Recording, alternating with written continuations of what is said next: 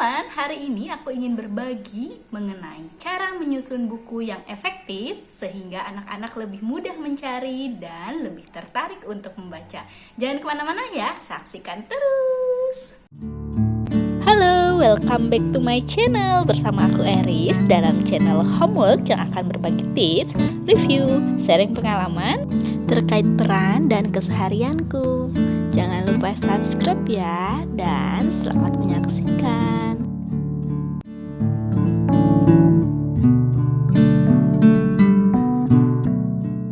Di sudut rumah, ya mungkin teman-teman juga udah lihat dari videoku sebelumnya, ada rak bukunya Afzam.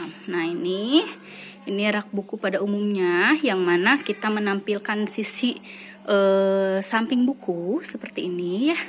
Dan ini adalah rak yang cukup populer belakangan ini seiring berkembangnya metode Montessori dan terkenalnya Montessori di Indonesia. Rak ini mulai populer di mana buku-bukunya menghadap depan gitu.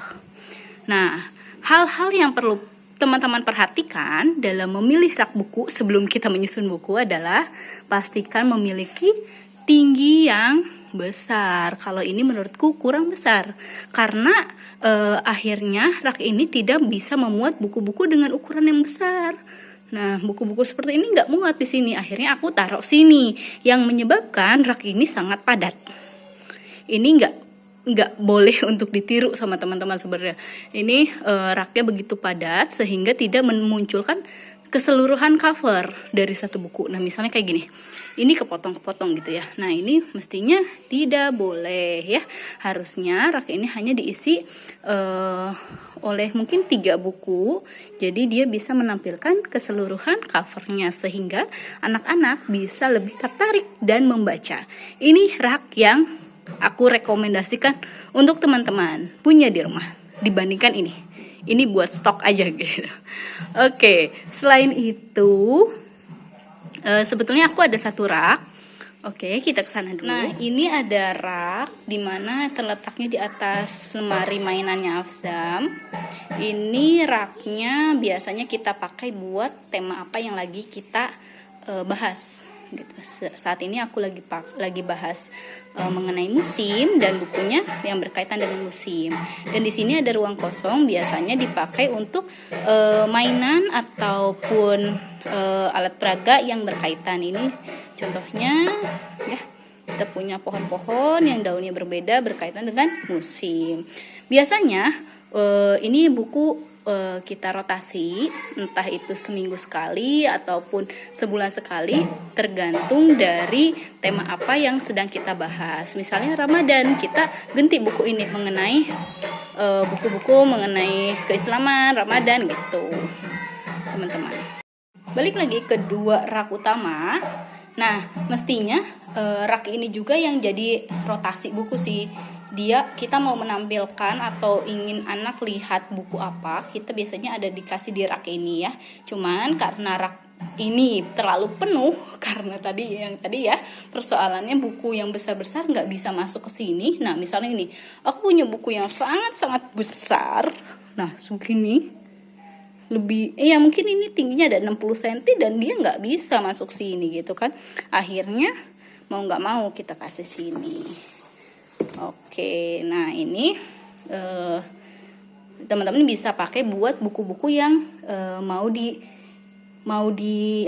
anak baca lebih banyak, bisa taruh di rak yang menghadap ke depan gini. Nah, mengenai penyusunan buku, karena di sini ya aku bagi menjadi 3 area sebetulnya. 3 area. Ini picture book, enggak sih, sebenarnya ini storybook ya. Ini semuanya storybook.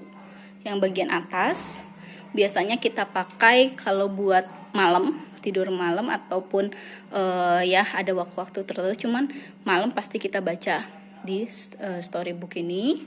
Ini ada buku referensi yang mana ini sampai sini dia buku referensi, dan ini ada buku aktivitas gitu ya, yang biasa kita pakai coret-coret, mewarnai sebagainya, stiker dan lain sebagainya. Ini ada di sini bukunya. Jadi aku menyusun buku berdasarkan isinya. Karena ada juga beberapa teman yang aku lihat menyusun buku berdasarkan warnanya. Bisa juga sih, cuman entah kenapa aku lebih suka tipe lama yang berdasarkan isinya, kayak di perpustakaan ya, kayak gitu. Nah kalau ini karena kita sebetulnya ini adalah akhirnya jadi rak buku darurat. Ini adalah rak buku dimana isinya campuran, tapi ya campuran kayak ini apa namanya, referensi, aktivitas, referensi, ini picture book, dimana buku cerita, storybook ya, ini aktivitas, banyak sih tuh. Oke, mungkin segitu dulu dari aku untuk mengenai tips menyusun buku dan memilih rak buku. Oke, seperti itu yang bisa aku sampaikan kali ini. Semoga bermanfaat ya. Jangan lupa pastikan kalau rak teman-teman cukup untuk bukunya. Jangan seperti ini ya.